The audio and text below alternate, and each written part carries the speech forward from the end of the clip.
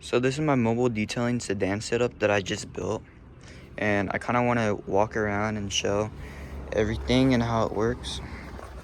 So coming into the back, first of all, I have my air compressor. This just always sits here because it's connected to the hose, to the reel right here. As you can see, it connects back there. So right here, right, you have to actually pull this. I'm not sure if all cars have this, but here's the back. All right. So this is my electrical cord, my electrical reel. I have these things right here where you could connect it with the remote control and start and stop things from just a little remote control. Then I have a power bank right here. Not a power bank, power strip. So one is for my electrical reel. This one's for my air compressor. And then this one is connected to this white thing that has my pressure washer and then my water pump. So I have both of those on the same button. All right, and making sure when you build the water tank, you want to have at least 1 inch of space so you could put these little things to secure it down. All right.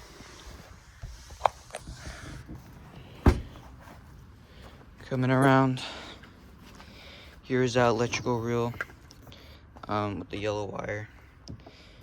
Here's the air hose. Coming to the water, I move these real quick.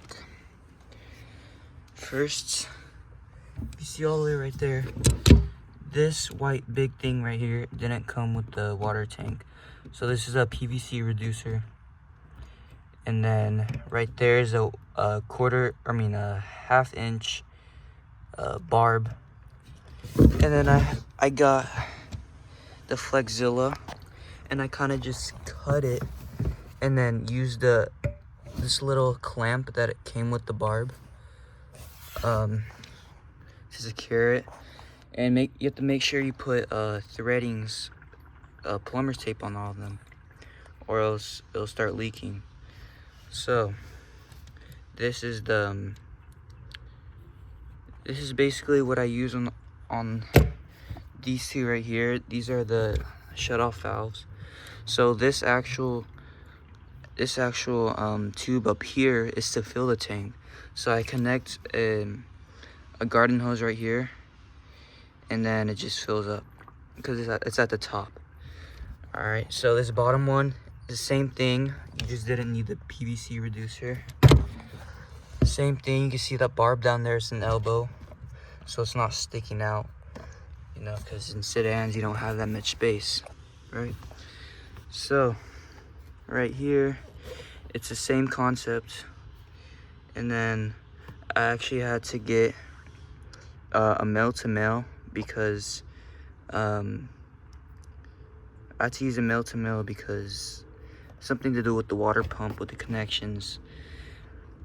And then I have another shutoff valve so I could stop the water here from getting to the pump. Then I have an elbow just so I could put this here. This would have connected to this, but you know, I don't want it to go like that. So this just makes it so I save a lot more space. And I would have mounted the pump on the wood. I just didn't have enough space, and it would have been kind of awkward. All right, and you want to make sure you have a pump, because if you're just gravity feeding, it's gonna mess up the pressure washer and you're gonna have to replace it. All right, so with the elbow, it goes into here. This fitting right here actually came with the water pump already. Here's the small little filter, and then it goes through here. Came with another fitting, and then I have another elbow. And then it goes into a hose, and this hose is actually a little bit too long, so I had to wrap it up like this. And then eventually comes to the pressure washer. I also used an elbow because it would have been awkward going like this way, right? Especially with these these right here. And then I have another shut-off valve. Just so whenever I want to fill up buckets, first I would shut off this water, and then unscrew this, shut off this one as well. And I could take it off, you know, fill my buckets, right? Yeah, so it goes to the pressure washer, and it comes out the pressure washer the other side. And you can see, this little hose came with this reel right here. So yeah, it goes from here all the way down there, and that comes through out the other side. And then this right here, it comes with this fitting as well, and you connect it to your pressure washer hose. I like using the one that you reel up yourself, because I've heard that retractable ones like the giraffe tools break easily, so this will definitely be sturdy since it is an Uber Flex hose, as you can see. Yeah, and then this goes to my pressure washing gun right here. Right, goes right there. And then, yeah, so that's pretty much everything. And these bins I just found in my garage. You would have to measure the height of your, from the bottom all the way to the top. At least for the water tank, you want to at least fit the water tank. If you don't have room for this, for these, then so be it. But I just happen to have room. But eventually I might switch to drawers that you can pull out, just so it's more convenient. And yeah, you just have more space over there. It's really not that hard. The most hard thing about it is just finding the right fittings and trying to figure everything out. And then these straps right here, these hold the water tank in place. Remember how on the other side I showed you, you get those little eyes. You go to Lowe's and you get these little screw eyes. As long as the Cobalt, these straps are like $5. They're really cheap. It's like $5.10, right? So you want to at least make sure that the hook on the strap could fit into the hole on the screw eye. And that's pretty much everything. I also have two pieces of wood. It's not the same wood. Just in case if I ever want to take all of this out, I could take everything out, but it does need 2 people on. It's kind of hard.